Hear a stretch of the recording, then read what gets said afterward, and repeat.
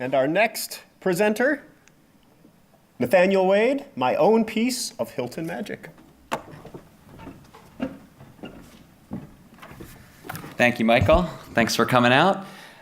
Today, I would like to talk to you about my own piece of Hilton magic.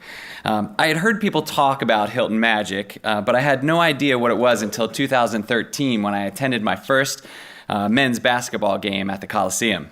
What an atmosphere. I could feel the Hilton magic even without seeing the Cyclones beat a top-seeded team.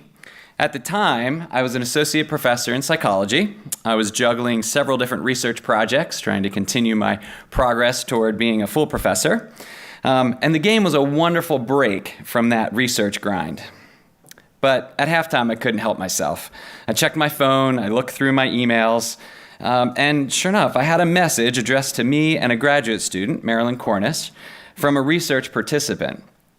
Now, doing research with human participants can be tricky, and you don't usually get emails from participants unless something is wrong. One of my main research areas in psychology is the psychology of forgiveness. This is a relatively new area in psychology, which started in the 1990s. In fact, in 1990, you would struggle to fill a special issue of a journal with the empirical studies on forgiveness at that time. However, this week, when I did a search of a psychology database for journal articles with forgiveness in the title, I found over 1,500. So it's been a field that has really exploded in the last 20 to 30 years. And from that research, there's ample evidence that forgiveness in general is good for us. It's related to things like lower heart rate, fewer psychological symptoms, less chronic disease, greater relationship satisfaction. For me specifically in this area, I want to study and understand how to intervene to help people who want to forgive but have struggled to do that. I'm interested in basically the psychological interventions or treatments that might help people to forgive themselves or to forgive other people who have hurt them.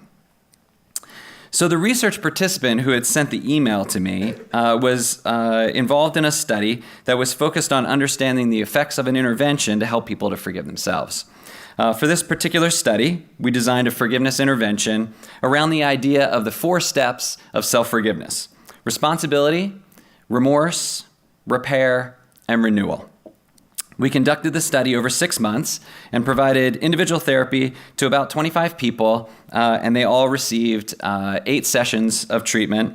Many of these people had harbored self-loathing and condemnation for years, sometimes even decades. For example, there was Dave, an elderly man who wanted to forgive himself for being rough with his baby son some 60 years earlier. During a particularly stressful parenting moment, he grabbed his son and placed him roughly in his crib. The memory of that had stayed with him throughout his adult life, and he was seeking resolution and some peace from the self-condemnation that he had lived with for so long. So the first step is self-forgiveness, taking responsibility. Our intervention was not designed to simply let people off the hook. In fact, we highlighted taking responsibility and reaffirming the values that people had violated. So clients in our study had broken the trust of loved ones. They had neglected, disrespected, and abandoned others. They had committed acts of verbal and even physical abuse. They had hurt others, just like we hurt others in our own lives. An important part of our treatment was to have clients admit to these acts and their consequences. We did this in part by helping them to understand the important balance between taking responsibility for a specific hurtful act and not globalizing that to their whole person. They did something wrong, they weren't bad people.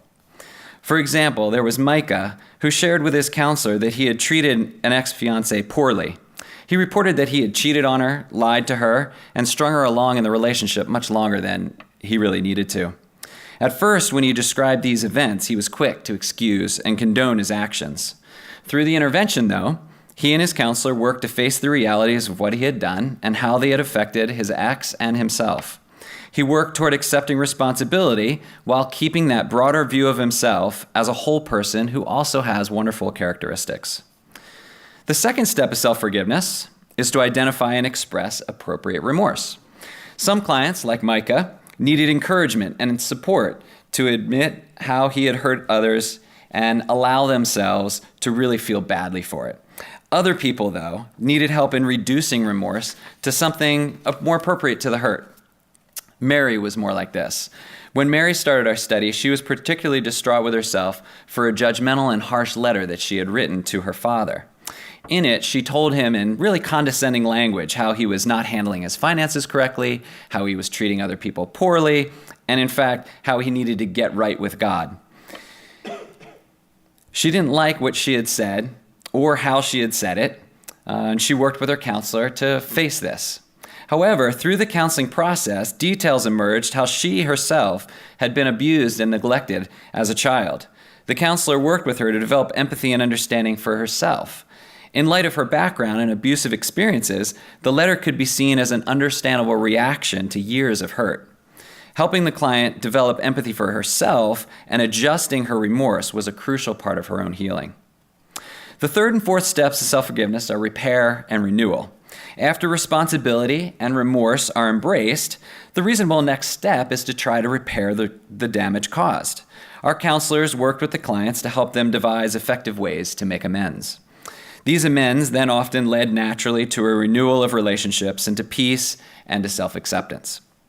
Stephanie, the participant who had emailed me during the game, worked on forgiving herself for an affair that she had had many years before. As a result, her marriage had ended and her relationship with her 2 kids became very difficult. Her guilt and self-condemnation overwhelmed her and made it impossible for her to maintain a healthy relationship with her kids. She couldn't be the strong and nurturing parent that she wanted to be because she was so weighed down by her guilt and shame. Through the course of the treatment, she was able to embrace her responsibility and her remorse. She worked to find empathy for herself and to resolve her debilitating shame. By the time the treatment ended, she was prepared to work on repairing and renewing her relationship with her family. So, there I was at Hilton, not sure what the email would contain. I had already been called to the IRB for an adverse event that occurred in a previous intervention study. I had also received feedback emails from research participants expressing complaints. Before the second half of the game started, though, I couldn't help it. I opened the email. It was from Stephanie, the client who had forgiven herself for the affair. In it, she said she just wanted to reach out and say thank you. Whew.